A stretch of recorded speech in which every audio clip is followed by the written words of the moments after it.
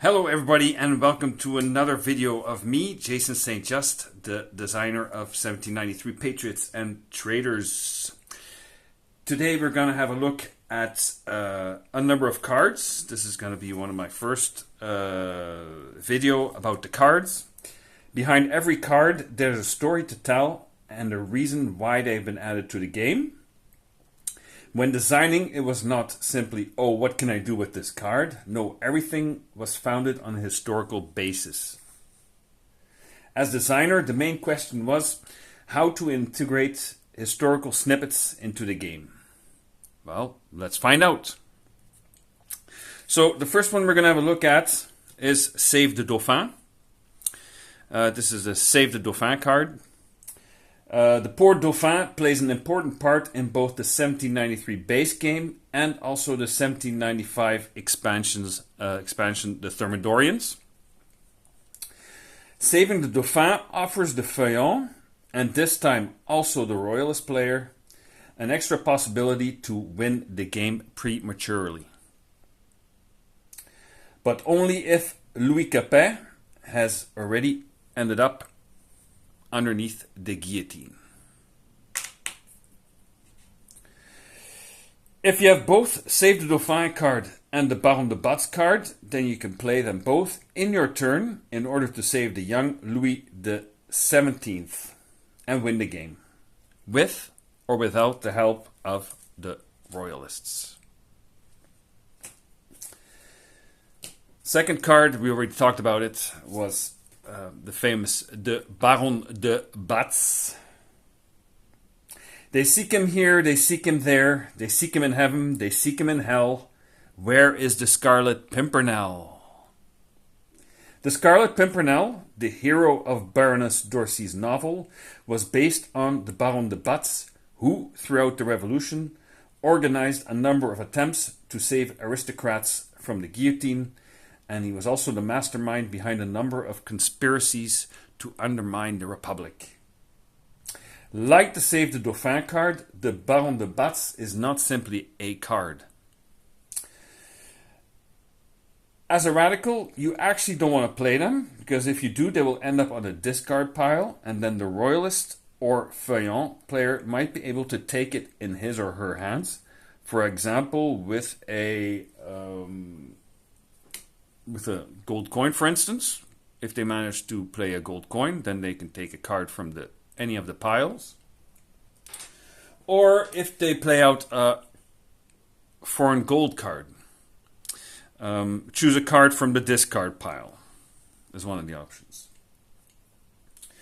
On the other side, you don't want to keep them in your hands either for the entire game. Why? You can only have 6 cards in your hand. That's not a lot, to be honest, to have 6 cards in your possession all throughout the game. And also, they both have a fleur de lis. See, they have a fleur de lis on there, a Royalist fleur de lis symbol on them, making you more likely to fall victim to a J'accuse card.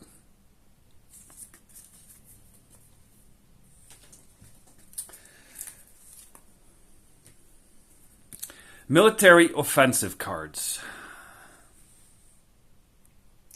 Chances are that revolutionary generals will not remain on the defensive in Picardy or Alsace for an entire game.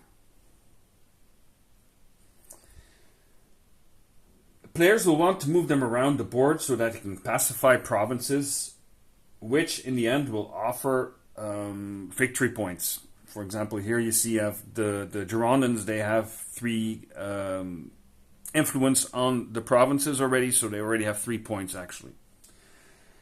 In almost all game sessions, I've seen the law card La Marseillaise being activated at one point or another. That happens. So we have here the La Marseillaise. This lets generals move each round, so that usually always happens also. But if you don't have that, if that law hasn't been proclaimed, then you have the military offensive cards. You can move the military offensive cards. These cards will allow the player to move revolutionary generals one province, even if the revolutionary general is not of your faction. Orders are orders, and the general must comply. So why are military offensive cards important? Well, not only for defending a republic and gaining victories and influence. Let's say that you want to damage the influence of a rival player. In this case, let's say the Gironde player. The Prussian army is currently in the Alsace. You play your military offensive card. You're, for instance, the Cordelier, you're the ultra-radical. And you say, well, I'm going to move Dumouriez into Alsace. There you go.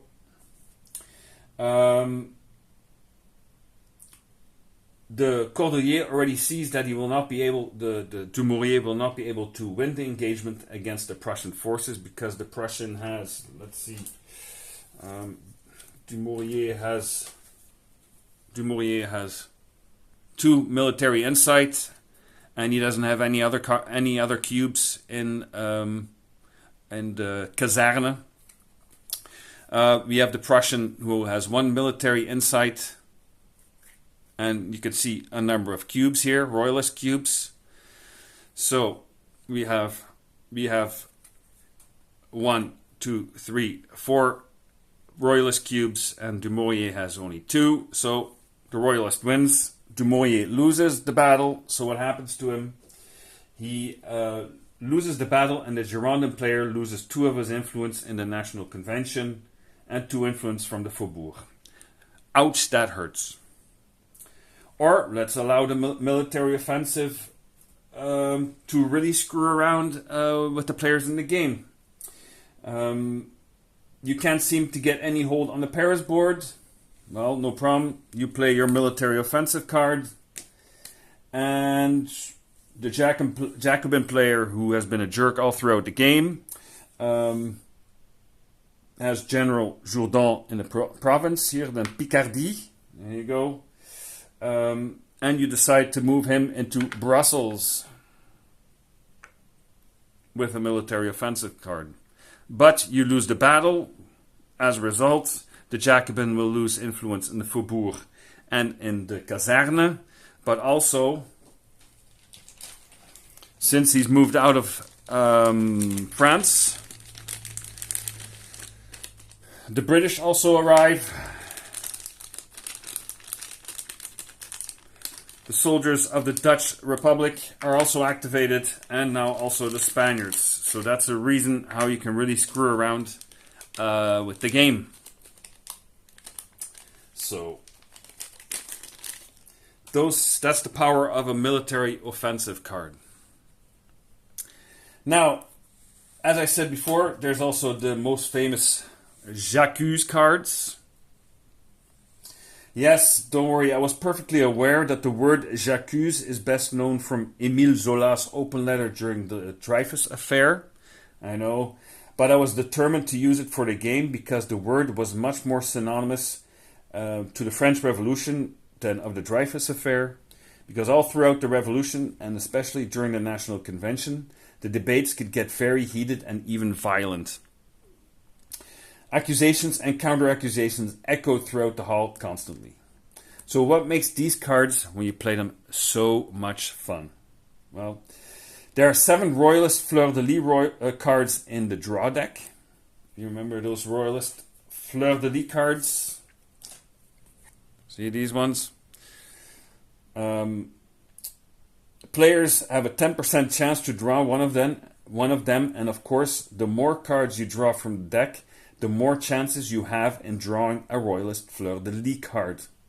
If a rival plays a J'accuse card on you, and you have a Fleur-de-Lis card in your possession, then you can lose up to 5 influence from the Paris board to the conciergerie. So that hurts also a lot. A J'accuse card can therefore be very effective, and a Fleur-de-Lis very dangerous. It's yet another sneaky way to ensure the loss of influence of a rival during the game. Of course, the royalist player is the only player that can keep the fleur-de-lis cards in his hand throughout the game without being accused of being a royalist, because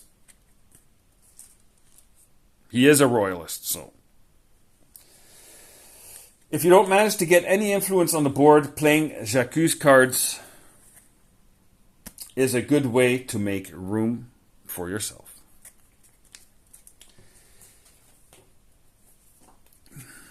Another card is the hidden safe of Louis XVI, or l'armoire de fer in French. When Minister Roland announced in the National Convention that a secret safe had been found containing compromising documents, Louis was about to be put on trial.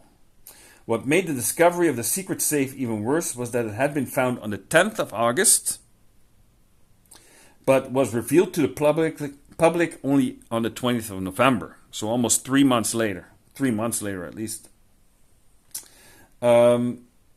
More seriously, these documents provided proof of certain corrupt and counter-revolutionary actions by the king involving prominent revolutionaries such as Mirabeau or Dumouriez and even Danton.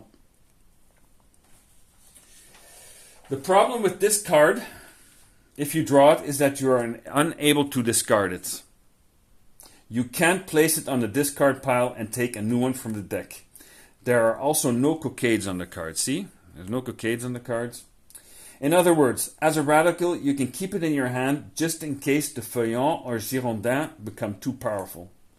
By playing it, they lose a number of influence on the Paris board to the conciergerie. If you are the Girondin, however, and you wish to keep a good relationship with your Feuillant player, you will have to keep it in your hand and vice versa, because playing it will automatically mean the loss of 3 influence on the Paris board to the conciergerie. So what will you do? Keep it endlessly in your hand, because the maximum of cards you can have in your possession is 6, or will you play it? And last but not least for today is the East India Company scandal.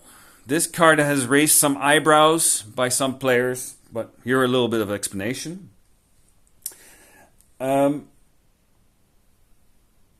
Suffice to say that the government sought to end all French-sponsored ventures, and the East India Company was among them.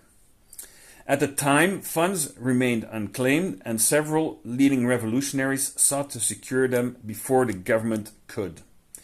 The corruption scandal came to the light due to petty rivalries within the group of associates surrounding Danton, causing them significant political damage. There are 2 East India Company scandal cards in the game, and like the hidden safe card, they do not have any cockades on them. You have 3 options when you play it. 1. Either denounce the scandal so that both cards now become royalist fleur-de-lis cards. Fleur-de-lis cards like on, for instance, like on the Baron de Batz card, fleur-de-lis cards, because that's why there's only a half of one here. So if you denounce it, it becomes a complete fleur-de-lis card. And that's for the rest of the game. Now there will be 9 fleur-de-lis cards in the game instead of only 7. Second option, become part of the scandal, and you can just take 3 cards from the pile. Or you do nothing. You skip a turn and exchange the card. Now, why would you prefer to lose a turn and denounce the scandal? 1. The player who draws the card later on will be hopelessly stuck with the card in his hand. Either it will make him afraid of falling victim to a J'accuse card, or it will force him/her to lose a turn, which of course is highly irritating in a game such as 1793, where every turn counts, every round counts. 2. If you know a rival has an East India Company scandal card in his hand, and you can accuse him with a J'accuse card when the time is ripe. So then he will lose influence. The third reason, since these cards remain royalist fleur-de-lis cards throughout the game, It has the possibility to pop up a few times during a game of 1793, since the draw deck is usually reshuffled once in a 4 or 5 player game. So there you go. Those are the first batch of cards which I wanted to explain to you guys. I hope it was clear, and I hope you will enjoy this video. If there's any questions, just let me know. Take care and see you next time. Vive la révolution!